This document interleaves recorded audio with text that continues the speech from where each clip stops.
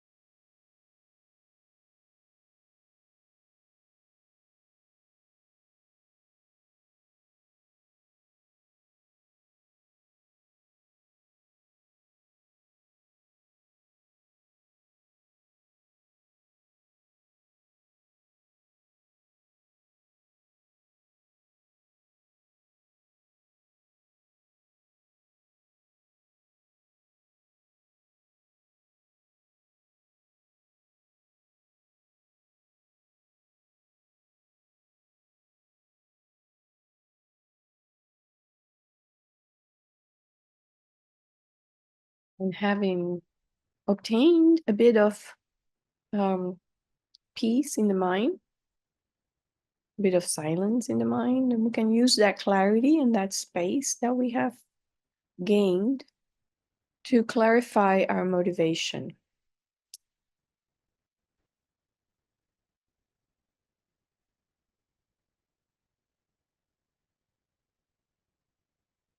And so when we begin any activity, whether it's a mundane activity or uh, a spiritual one, like what we're doing now, it really helps us to frame our action in terms of the most expansive benefit. certainly we want to benefit ourselves. And listening to the Buddha's teachings, understanding his message, following his advice, using the tools that he gave us, all of these is beneficial for us at a personal level. But beyond that, if that's all we're seeking, then our motivation is very narrow. It doesn't go beyond the one. Therefore, its power is very limited. But when we go beyond the one, when we include numberless beings, and now we have more power to what we're trying to do. Our determination grows. Our energy that we put into what we're doing grows, and the results grow.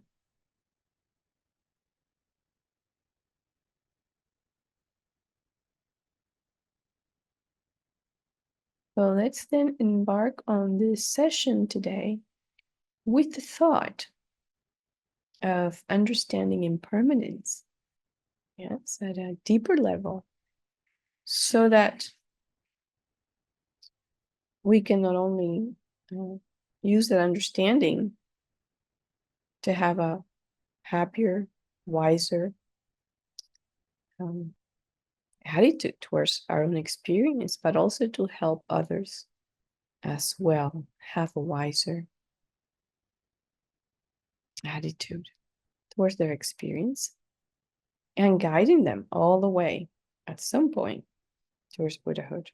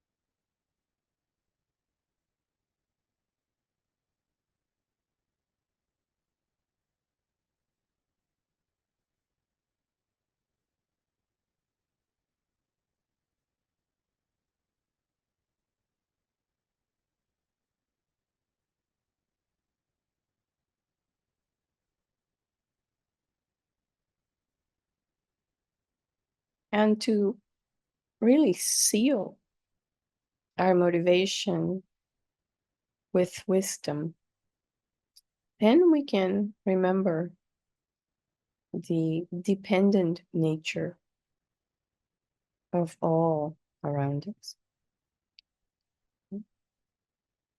Everything around us depends on parts, different components, on causes and conditions, and labeling by the mind. So every one of us here tonight, what we're doing, what we're saying, what we're feeling, everything around us, everybody around us, is a dependent phenomenon.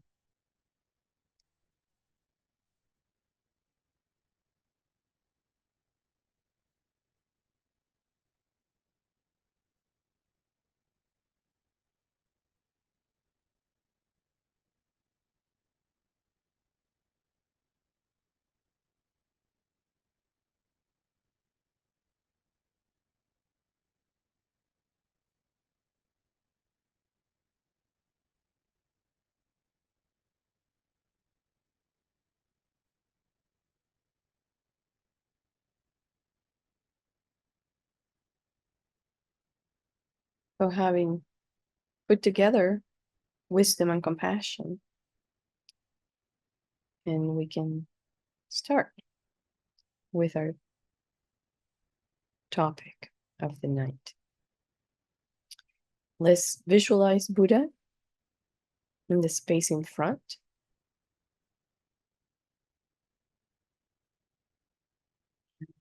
this is an image that can help us visualize better.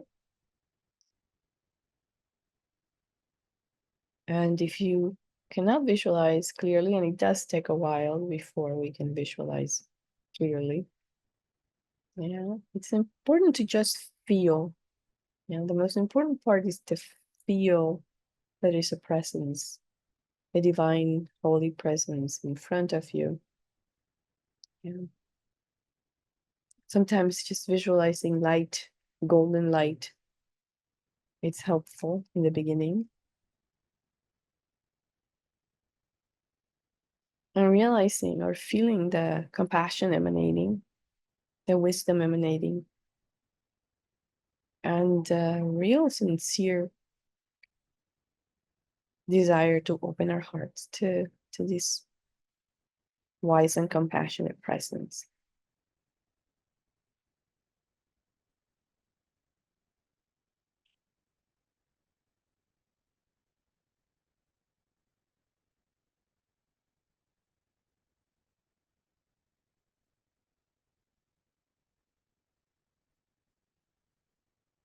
And we also connect with all sentient beings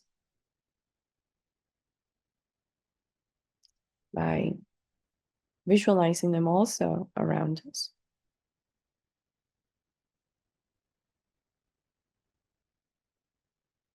Wishing to guide each and every single one of them to awakening.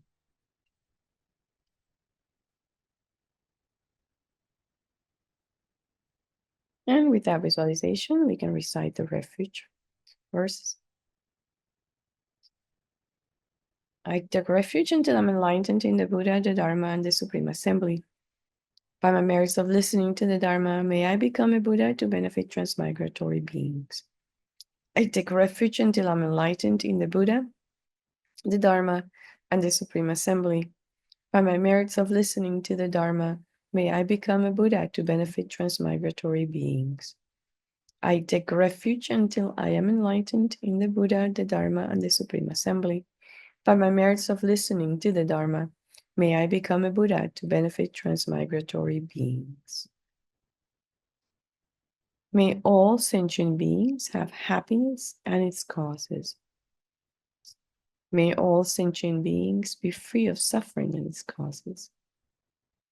May all sentient beings not be separated from sorrowless bliss. May all sentient beings abide in equanimity, free of attachment and aversion.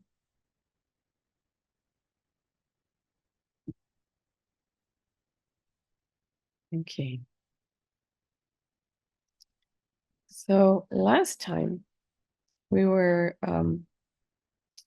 talking about reincarnation, and I know that we went through some quite mind-blowing examples because they were examples of cases that had turned up in the US, so of all places. So I've always been intrigued by reading about the work of the University of Virginia, because they are, of course, they have their critics. Yeah, like everything else in science and everywhere else, there's always someone who criticizes and finds faults. But that helps us to analyze more deeply and to really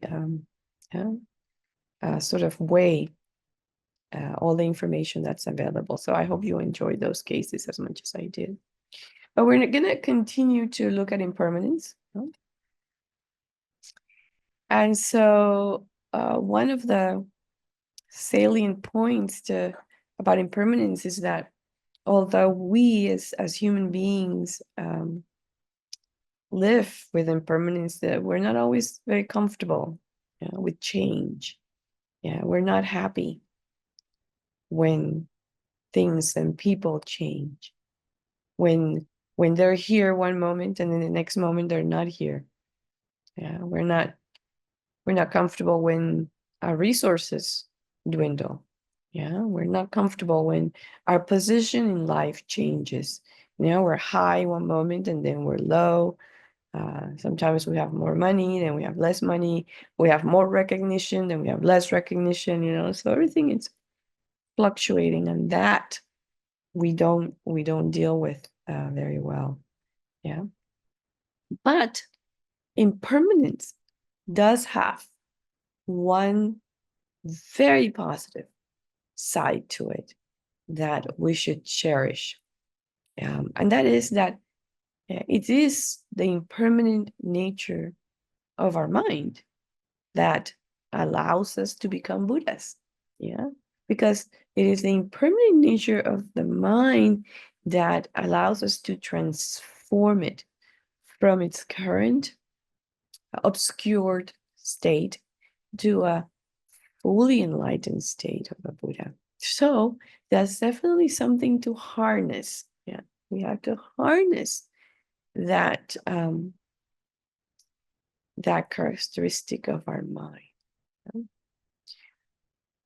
Because impermanence is in the very nature of the mind.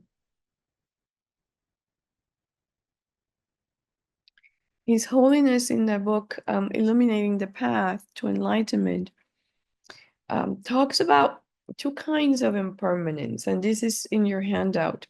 So he talks about gross impermanence, yeah, which is when something arises, it comes into being, stays for a while, and then it ceases. Yeah.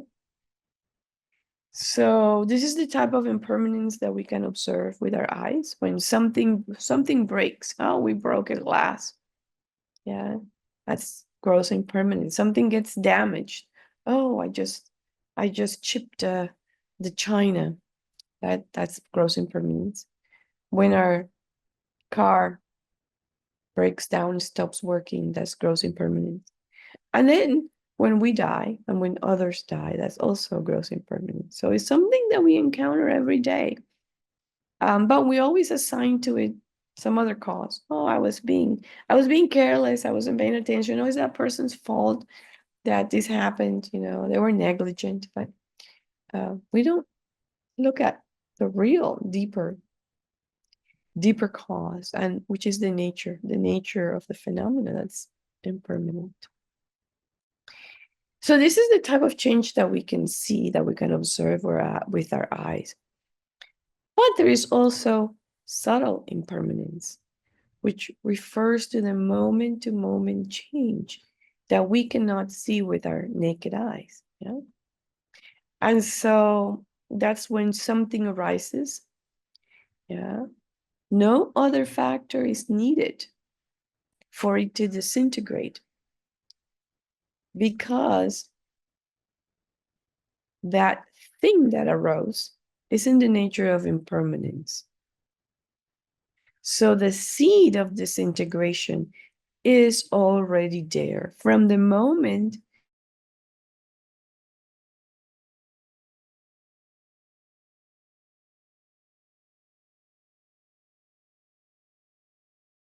already there. Yeah. It's not that something arises, stays for a while, and then another factor causes it to disintegrate. That's not it. Rather, as soon as something arises, it starts to disintegrate. Yeah? And so here we have another opportunity to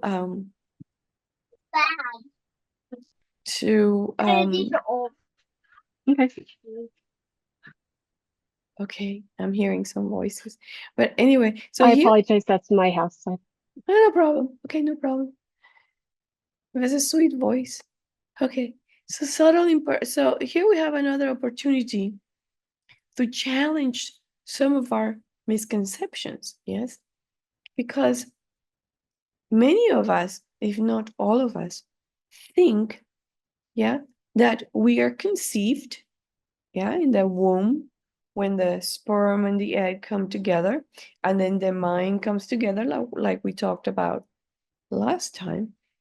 And right, so we are conceived, and then from that moment on, we begin to grow, we begin to develop, we're maturing, we're sort of expanding, and we're growing, and we're gaining strength, and we're gaining in everything. And then somewhere around 40 or 50, boop, it all goes downhill. Yeah. So we have this thought of, yeah, we're going uphill, conception. Oh, we're going uphill. We're born, still going uphill. Hit 50, wah, downhill, like this steep slope. And that's sort of the end of our life as we know it is gone. Yeah. So, but that's not how it works. Yeah. So according to Buddhism, right, to this impermanent nature, the moment that we are conceived, the process of our disintegration begins. Yeah. So that's kind of a concept that would cause us some pause. Yeah. This is like, oh, wow. What are you telling me? I'm starting to decay as soon as I'm conceived. That's exactly what Buddhism is saying. That's exactly what the Buddha is saying. Yeah. So that's something to ponder that can really help us understand the nature of this existence a lot better. Yeah. Another misconception is that we die due to some event that is foreign to our nature. Yeah. So it's like, oh, well, it was an accident or an illness or, some sort of a freak thing that happened. You know, maybe they went to a place where there was some kind of pandemic. Maybe they went to a place where there was a war. Maybe, so many reasons, but always something foreign and external. Whereas what impermanence is saying to us, yeah, is that the cause of our death is birth. Right? We die because we are born. Yeah, the seed for our death is right there with us at the moment we are conceived. And these are things for us to reflect upon. Yeah, we don't need a third factor to come and be the cause for our death. The moment we're conceived, our death is a given. Yeah.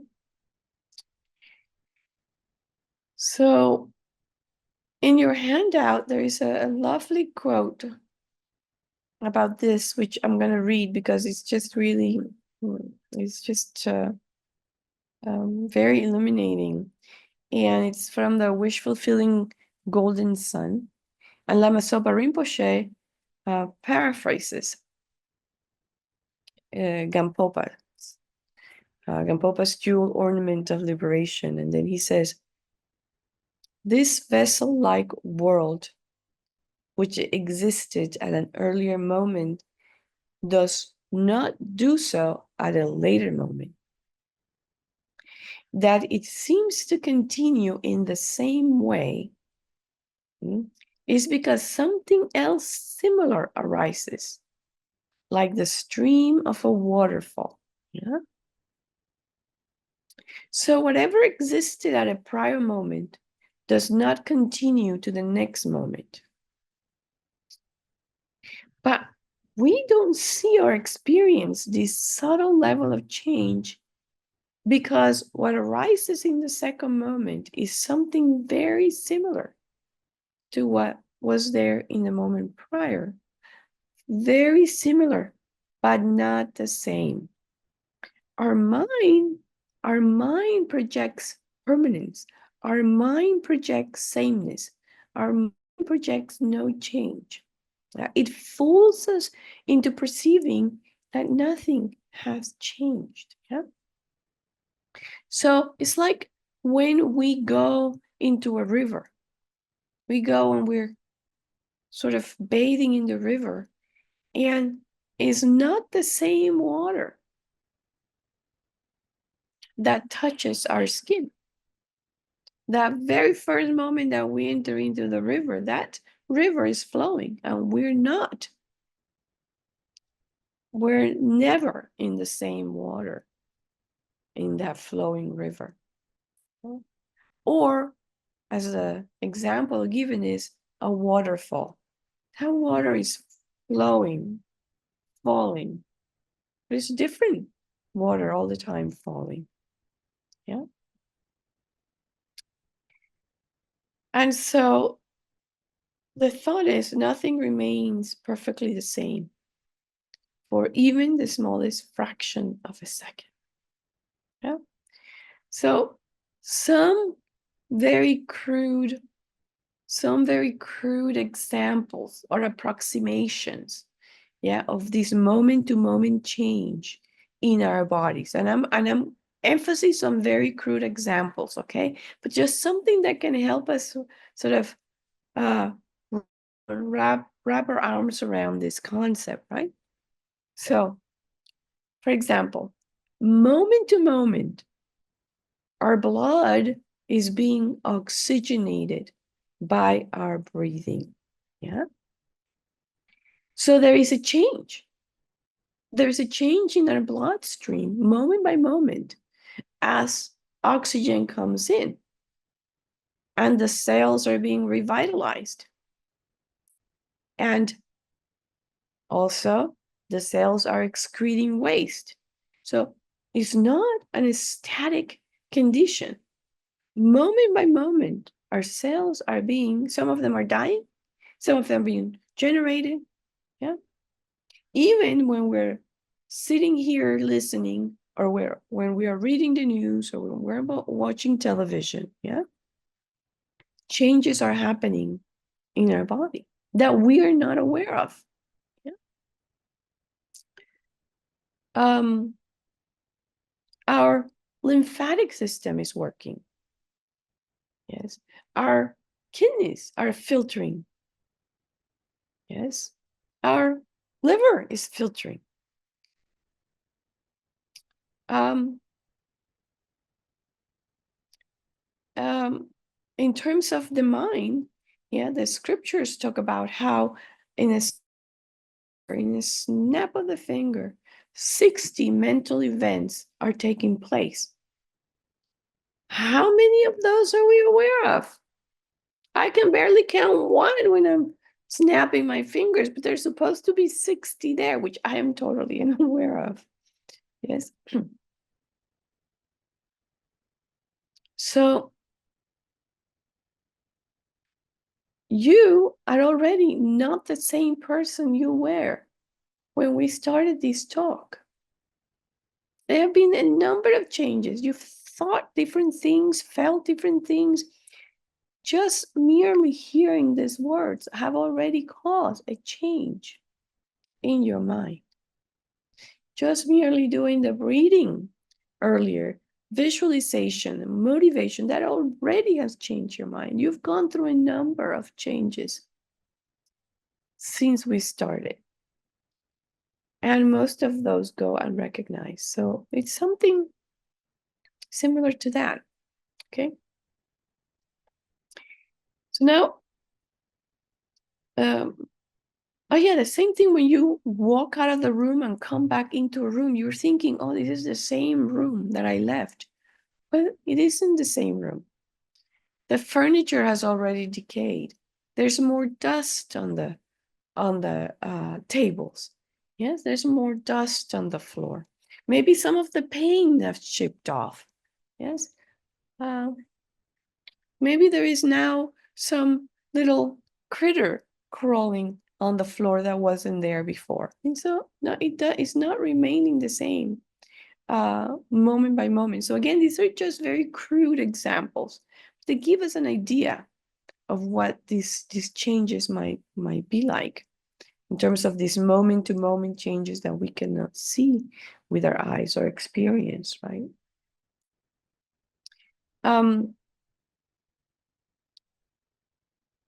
Now, Gampopa who was the founder of the monastic order of the Kagyu, and also Milarepa's most influential disciple, yeah, provides another way to classify impermanence. And this it also help us understand a little bit more what this is all about. So he talked about there being gross impermanence of the outer world. Yeah. And then he says that, this is the end of the world, the end of the universe, when everything is going to be destroyed eventually, everything. And this would include the buildings, the houses, everything, the cities, everything. Yeah. In fact, I've heard His Holiness mention during some of his teachings that um, the world, the universe will end in flames. Yeah, and if you live in California, that really seems like a more of an immediate thing than for those of us who live elsewhere, right?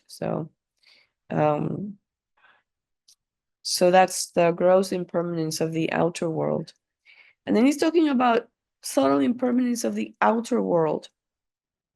And here talks about something that is an occurrence for us every day, like these changes from day to night. It's interesting because, okay, this happens to us every day. There is day and there is night. But what we don't see are the momentary changes that help day and night happen. Yeah, we don't see it. We saw all of a sudden it's day, and then after a few hours, oh, it's starting to get dark. And we sort of see this as two kind of independent, isolated events. Oh, it's morning, oh, it's afternoon, oh, it's evening. But there's been a continuity of changes that allow for afternoon to come and then turn into night and then turn into day again. Excuse me. Excuse me.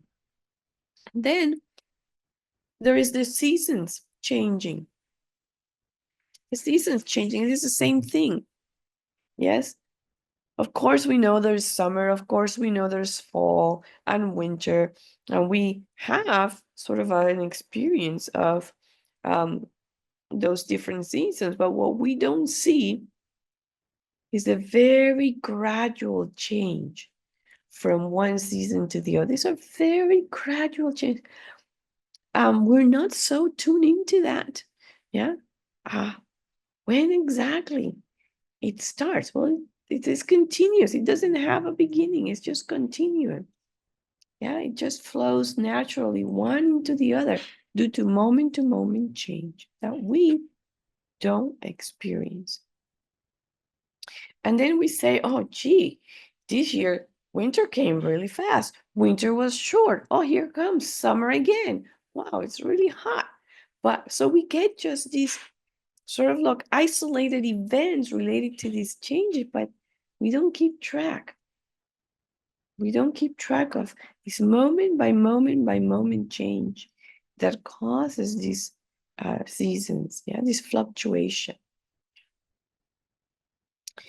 And so the subtle impermanence of the outer world is also referred to by Gampopa as the fact that the first moment of the world does not exist in the second moment. So that's that momentary change. And then he talks about the impermanence of the inner sentient beings. Yeah. And what happens here is that in Buddhism, there's this thought of the container and the contained. So the container is the outer world, and the contained are all sentient beings. So when they're talking about the impermanence of the inner sentient being, they're talking about, the sentient beings that are contained within the outer world. So it includes all of us. Yeah. And it takes into account not just the beings of the desire realm, but also the beings of the form and formless realm. I don't know if you have encountered yet this division of the three realms of desire, which we're all in, the desire realm, and the form and formless realm. So the form and formless realm are more subtle realms. So in the form realm, a, um, a subtle body, and then you have a subtle mind. You have various 4 degrees of subtle mind, and then you have the formless realm, where there is a very subtle mind and there is no physical. There's no physical form. But all of these beings in these two realms are contained within cyclic existence. Yeah. And all of them, all of us are impermanent. All of us have that same nature. And of course, in the desire realm, excuse me.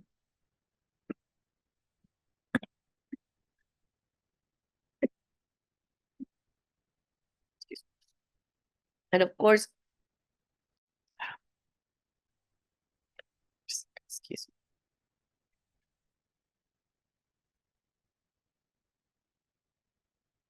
In the desire realm, we have uh, human beings, animals, we have hungry ghosts, and we have hell beings, and then we also have demigods and gods. So all these beings are in the desire realm. And in addition, we have the beings in the form realm, and then beings in the desire realm. I mean, in the formless realm. So anyway, I'm going to um, read a quote from His Holiness, which you can find in your handout, and it's also um, very illustrative. And he says, His Holiness says, the realms of the cyclic existence are impermanent, like autumn clouds. The coming and going of sentient beings can be understood as scenes in a drama. The way sentient beings are born and die is similar to the way that characters come on and off the stage. Because of this impermanence, we have no lasting security. Today, we are fortunate to live as human beings compared to animals and those living in hell. Human life is very precious. But even though we regard it as precious, life finally concludes with death. And reflecting on the whole process of human existence from beginning to end, we find there is no lasting happiness and no security. Okay? And so that's why reflecting on impermanence is very important, because it really brings forth to our mind the precarious state that we're in, because there is no security, there is no permanence.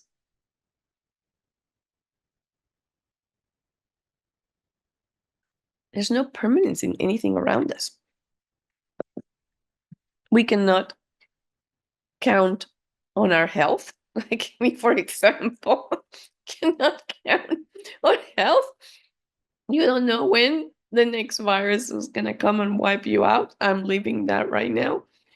Luckily, it doesn't appear to be a deadly one, but you know, but I cannot count on or even know how long it's going to last.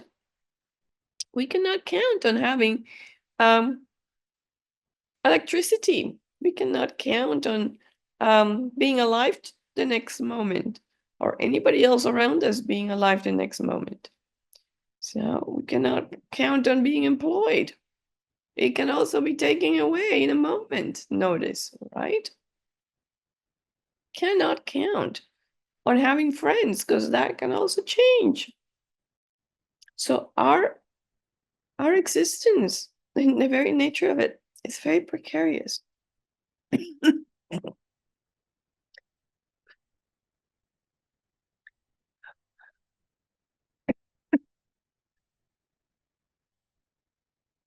Can't even count on having a voice. Anyway, so this is a perfect example of impermanence, what's going on with my health right now. So to understand very deeply and clearly, yeah, impermanence of ourselves, we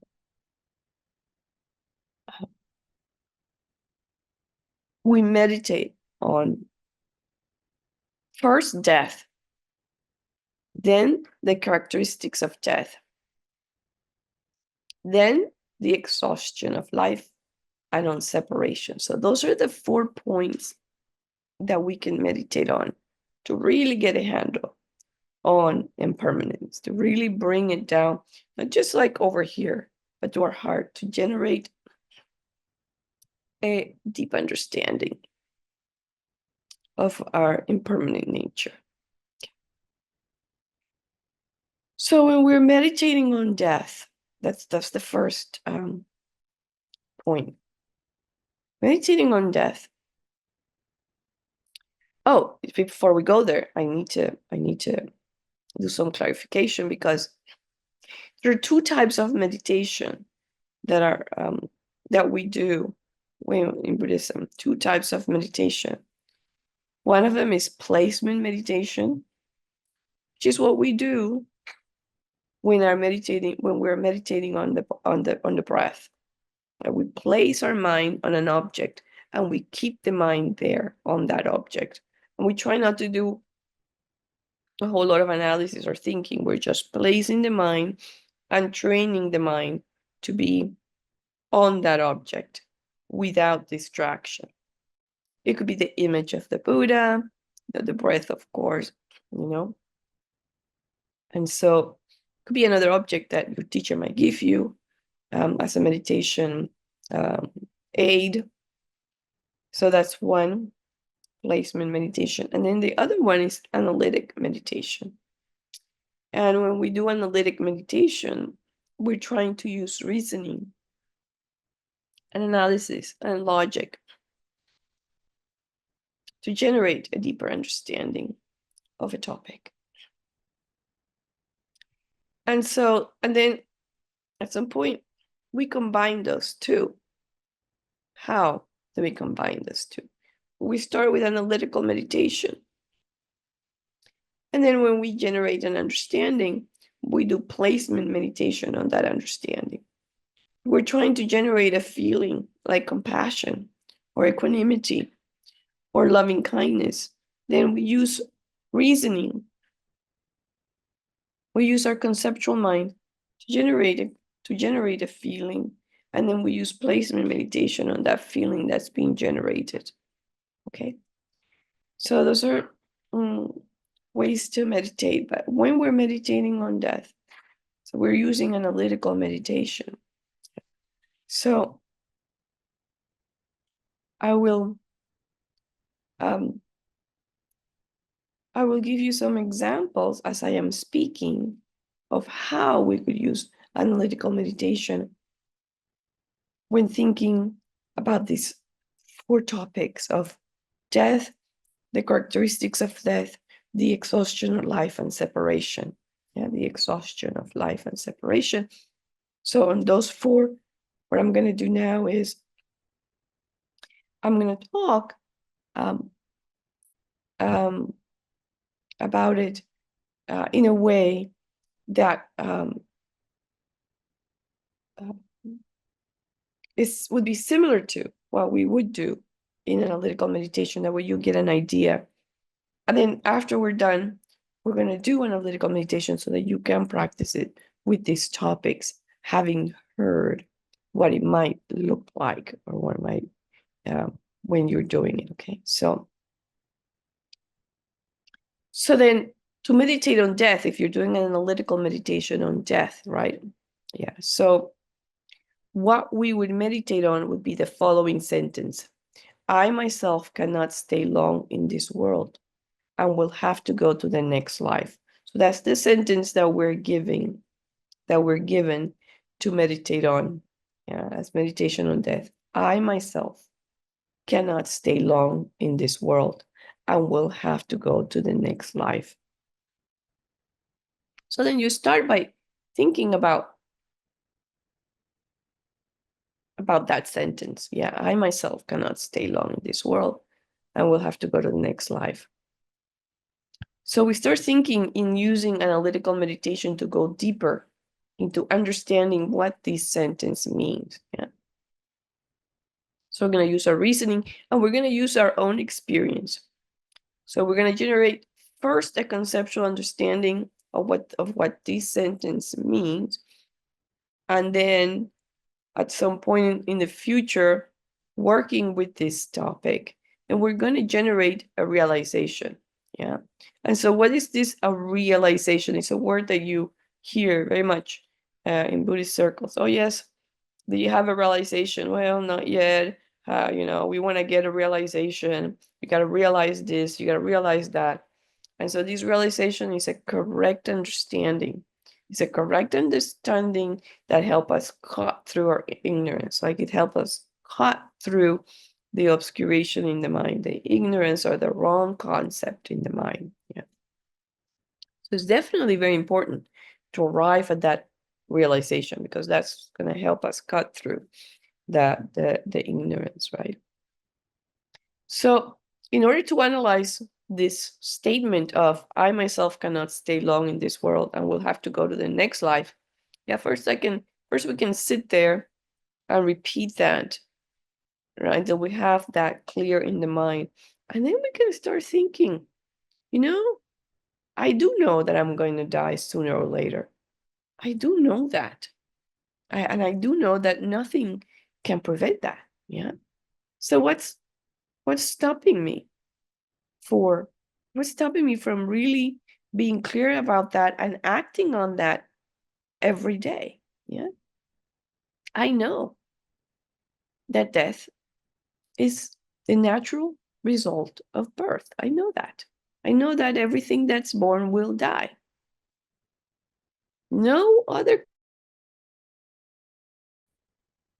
Yeah. And I also know that, hey, my time is not very long.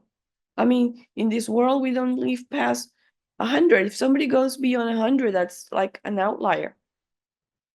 Yeah, most people die in their 80s and 90s. Okay, I don't have a whole lot of time, and so we know that, hey, if we cannot stay long in this world, when we'll have to go to the next life, then, gee, I have to use this time, right? I have to use this time as best as possible. And the clock is ticking, tick tock, tick tock, yeah? So what am I doing with my life? Am I using my time wisely? How do I make my life meaningful? What things do I want to change? Yes? How do I live my life every moment being aware and cognizant that I'm going to die? And so all of these begins to arise in the mind when we really focused on this sentence and we try to bring it down to our experience. Well, do I know someone that's lived past 120? Do I know someone who's lived past 115? Do I know, And so we really begin to hone in the reality of I myself cannot stay long in this world and will have to go to the next life. Because we don't live our life as if we knew that. We don't live our life with that in mind. And if we did, our life could be so much different. Okay. So I want to share with you an experience that I had, because it's really ties into this to this.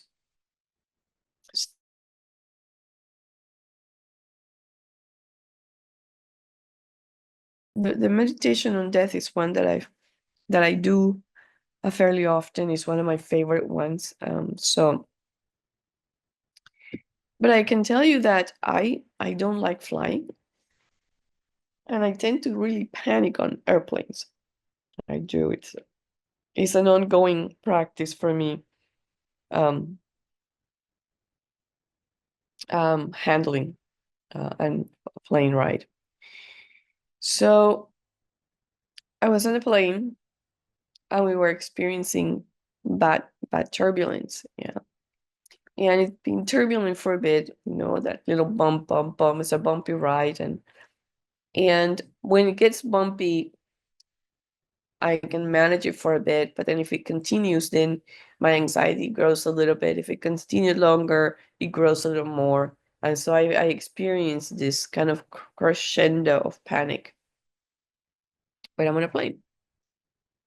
And just 30 minutes before landing, yeah, the plane had a very huge shakeup. It was the strongest turbulence I have experienced.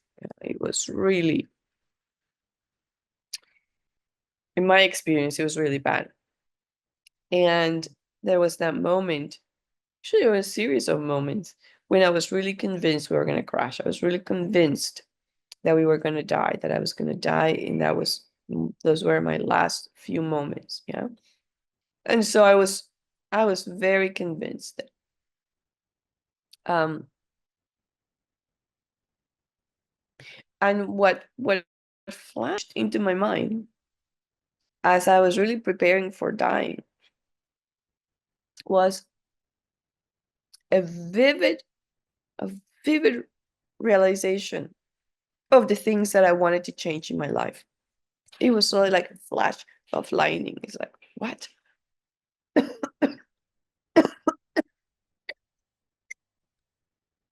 There was such clarity, such power in that realization. Oh, I want to change this.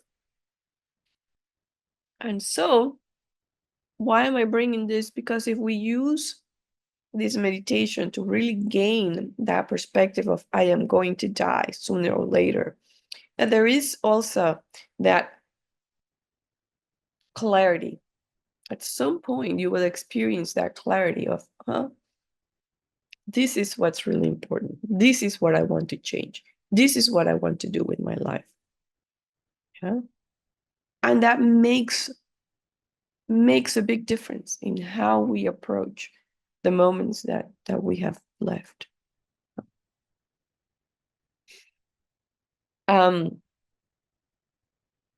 So for me, that was very useful. That was very useful. And of course, luckily we landed. So that's even better. That we landed. Okay, so the next contemplation has to do with the characteristics of death, right? And so, what are the characteristics of death that we're going to be meditating on? And so the characteristics of death are that my life ends, this breath ceases, my body becomes a corpse, and this mind has to wander in different places. So when we're meditating, doing an analytical meditation of the characteristics of death, we think about what's going to happen at the time of death. Yeah. So the life comes to an end. Yeah? So we can think about, hey, how comfortable am I with this thought that my life comes to an end? And we can even put ourselves in an imaginary situation and see how we would feel about imagining our own death. How do I imagine that I will die? Even if it's just for the theoretical exercise, right? Yeah. And then we can try to understand, okay, if I am in that situation at the moment of death, how I would feel, what would be going through my mind? Yeah.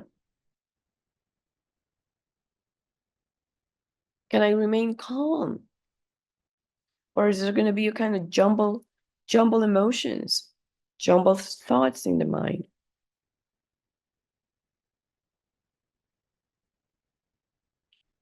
Would I get emotional? Would I cry? Would I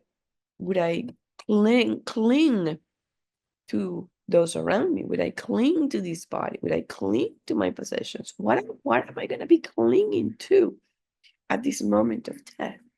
Yeah, so we can contemplate that as we are thinking about, okay, what's happening when my life comes to an end? And then we go into the next characteristic, which is I'm going to stop breathing.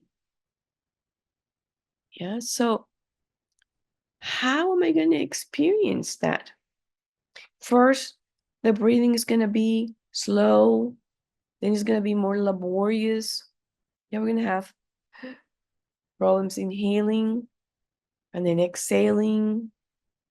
And then how am I going to manage when the breath completely ceases? What would I be feeling? Would I be feeling afraid? Would there be anxiety as I can't, as I'm gasping for air, as I can't get enough oxygen in my body? Yeah. Would I panic? What would be my reaction? So, we can anticipate and prepare um, for these things happening. Yeah.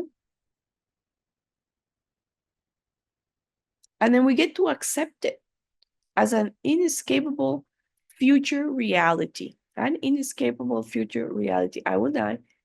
I will stop breathing. That's an inescapable future reality for all of us. And then we can picture our body as a corpse. I don't know how many of us have seen a corpse before, but we may have just seen a nice corpse. I mean, a corpse in a coffin that has been prepared for viewing, that is very sanitized. Yes. But how about a corpse that is not like that? Yeah. Have we seen corpse when, it starts decomposing and the skin becomes green, there's rigor mortis, yeah, and everything, all the organs start to decay and it smells. Yeah. This is how our body is going to be as a corpse, decomposing. So have we internalized that concept that we will be a corpse, that corpse at some point? These bodies just, yeah. That's a future reality. That corpse is a future reality for all of us. Yeah. And then when we start picturing that corpse, then it starts to hit. Oh, gee, yes. This body that I'm so attached to, that I love so much, that I pamper, that I love, that I care for, that I try to keep healthy and looking good, it's going to end up, is the precursor of that corpse. So that's not pretty. It's not pretty, but it helps us sort of wake up to where we're going. Yes. And then we start reflecting on that the mind, the continuity of the mind will move on to another body. Yes. So it will go, the continuity of the mind will go first to the intermediate state or bardo, and then from there onto another body. Like we talked about last time, it will join the sperm and egg at conception of another body. Yeah.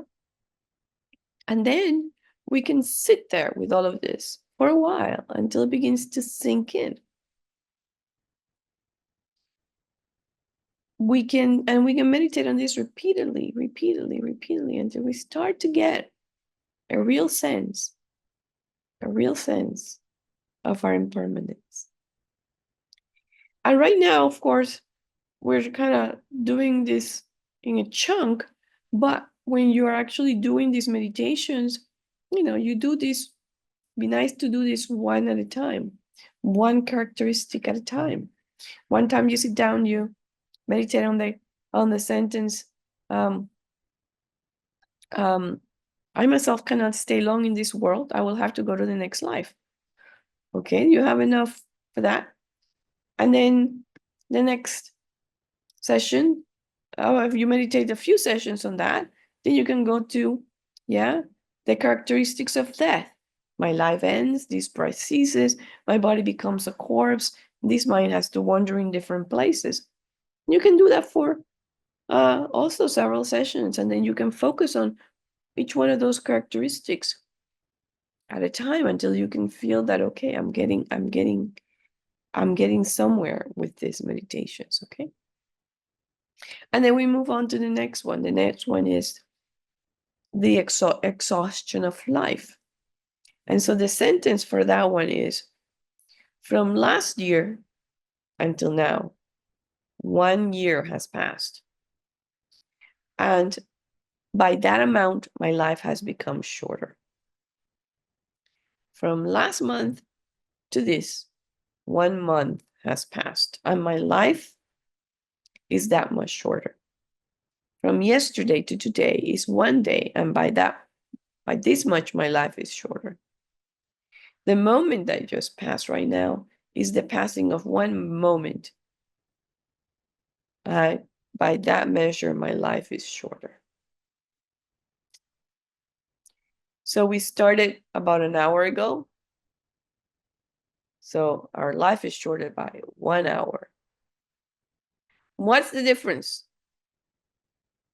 You spent 1 hour doing something virtuous versus 1 hour, I don't know, cooking.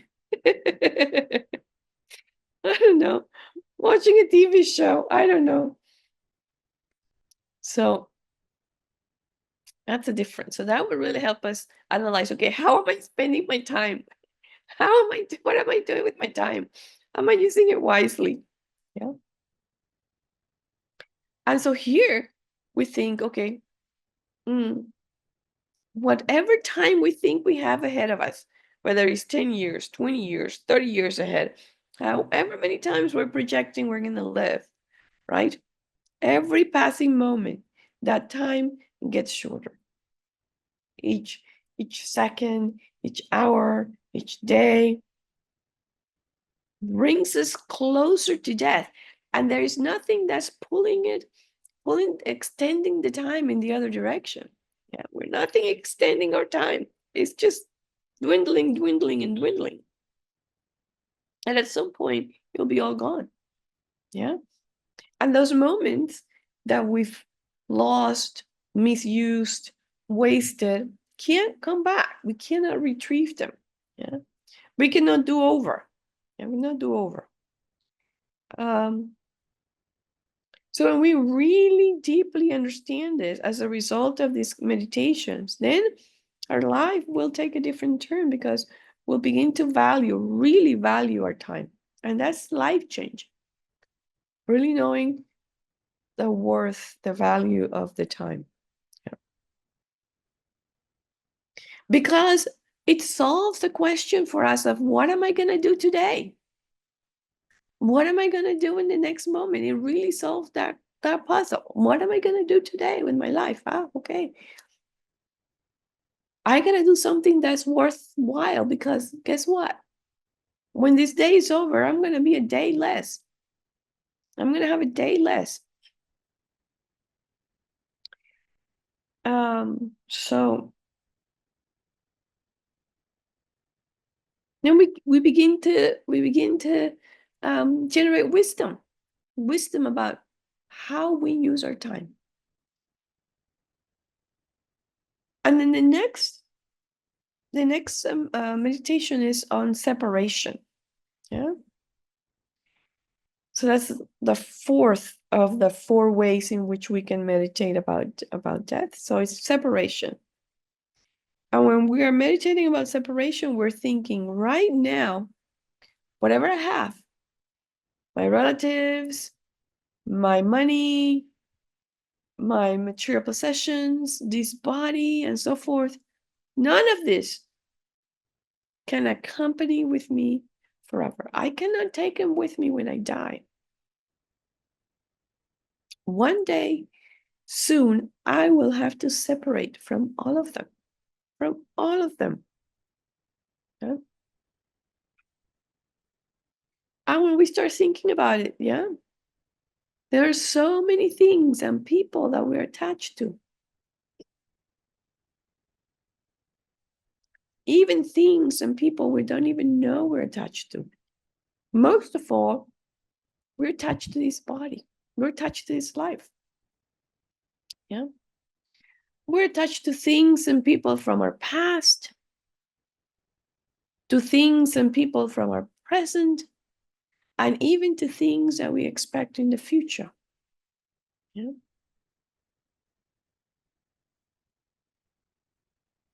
So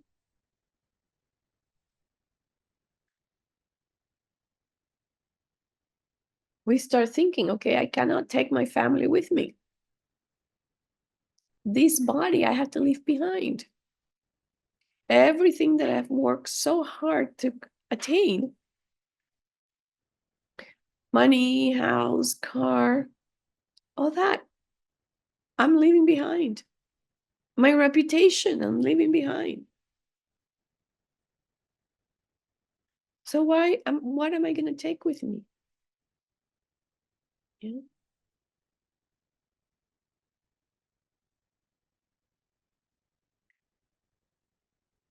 And so again, this puts into perspective, really puts into perspective what is essential, what is most essential in our life. Yeah. Every one of these meditations is pointed at helping us uh, identify very clearly what is important, how to use our time. Yeah. So now, after we've kind of reviewed this, let's do some meditations on death. Let's do some meditations on this topic so that we can get a hang of it. Yeah.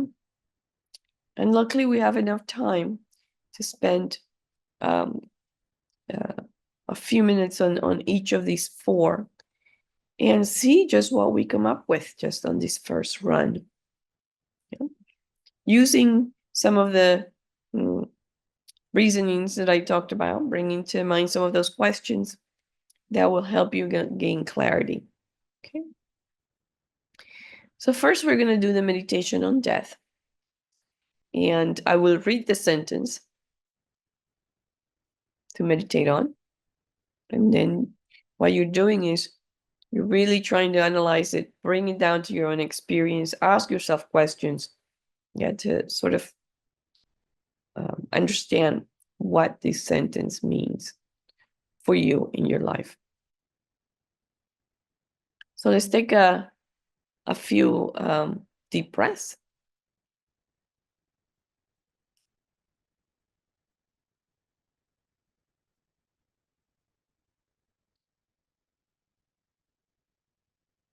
And we're going to start with the first one.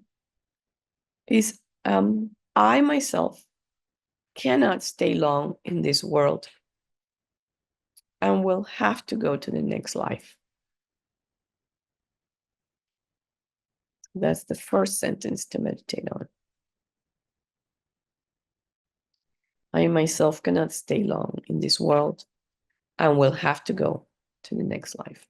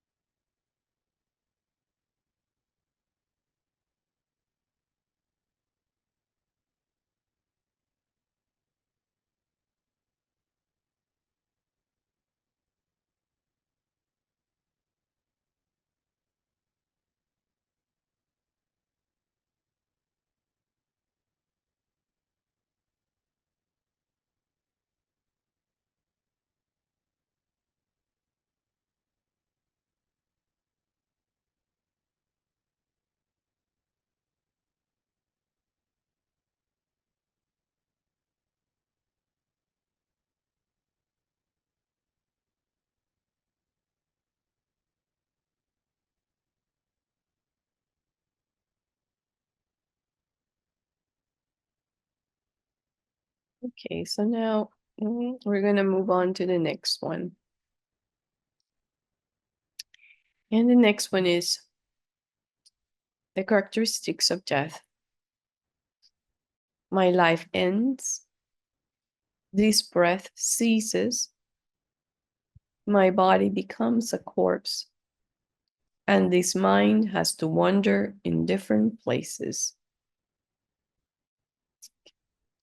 I'm going to read that again. My life ends. This breath ceases. My body becomes a corpse.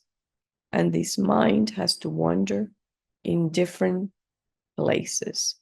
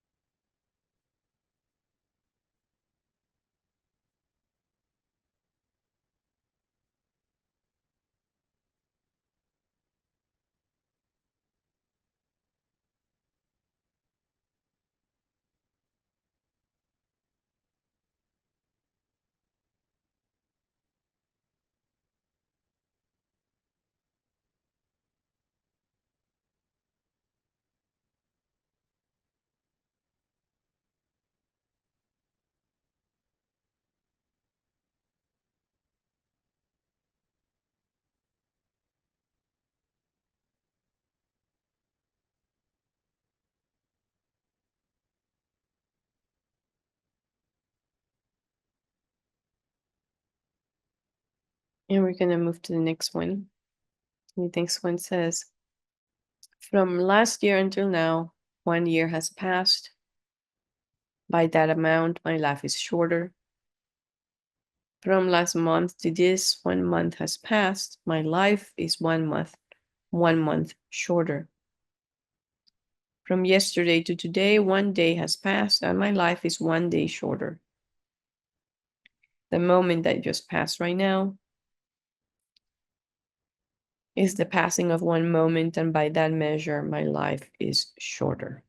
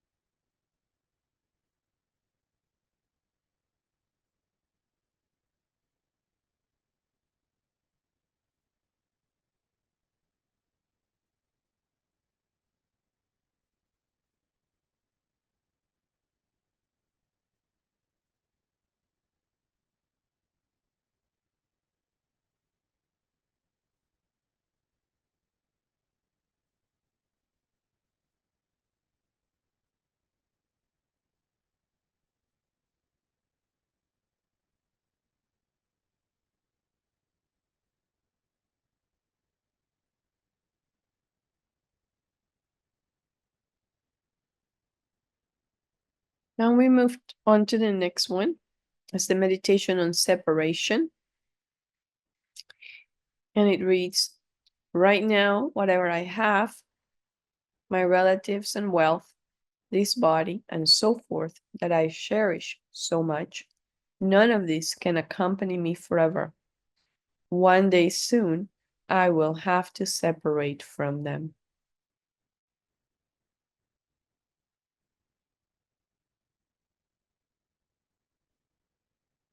So right now, whatever I have, my relatives and wealth, this body, and so forth, that I cherish so much, none of this can accompany me forever. One day soon, I will have to separate from them.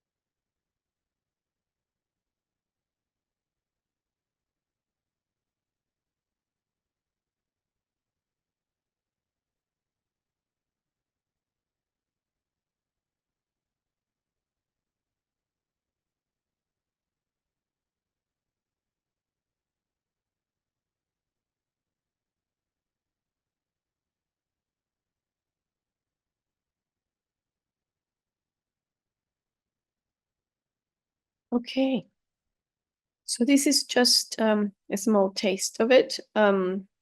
Ideally, you would spend one session on each of this, and kind of repeat the sessions or repeat the topics until you feel like you're getting somewhere. Yeah. Yeah, so that's kind of how to do it. So do the meditation on death, do it on one session for several sessions until you feel it's really coming in. And then you can move on to the next one again. Do it for the entire session, just that one. Repeat it times until you feel that you're getting somewhere, and you can go to the next one. Um, Sometimes it may feel uncomfortable. I mean, I couldn't do the meditation on death for a while. I mean, it took me several years actually to get the courage to meditate on death. So it's not uncommon to face some blockage, but it's very, very, very helpful to do it, I think. And once I was able to do it, it became one of my favorites. So, any questions before we wrap up?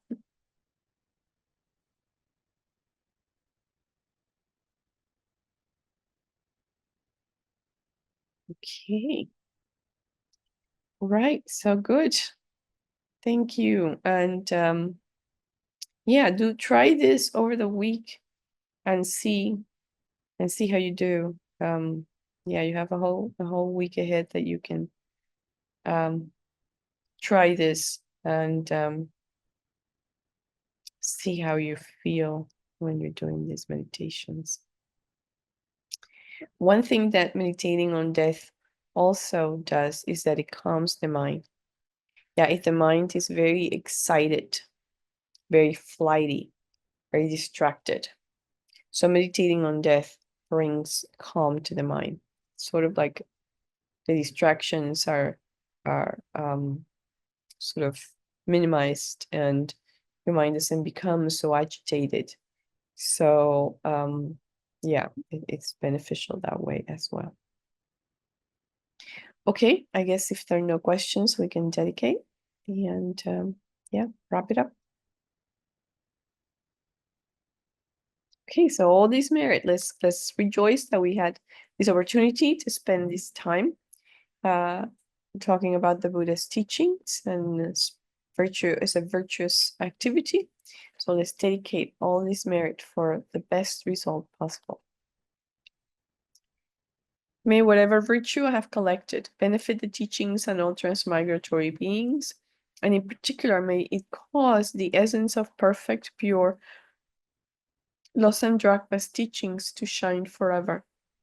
May the precious Supreme Bodhicitta not yet born arise and grow. May that arisen not decline, but increase more and more. In the land encircled by snow mountains, you are the source of all happiness and good. All-powerful Shinrezi Tenzin Gyatso, please remain until samsara ends. Peerless teacher and assembly of the children of the victorious ones, Shravakas and Pratyeka Buddhas, victorious Losang, father and sons, along with the lineage masters, all the objects of refuge of infinite lands, please bestow the virtue and goodness of accomplishing this prayer here and now. Holding and spreading the Muni's precious and complete teachings through explanation and practice, you wore the armor of patience that is never discouraged. Incomparable, venerable Guru, to you I make request. While striving single-pointedly for the sake of the victorious one's teachings, the sole gateway through which all benefit and happiness emerge, and for other living beings, you suddenly departed to peace. What a great loss!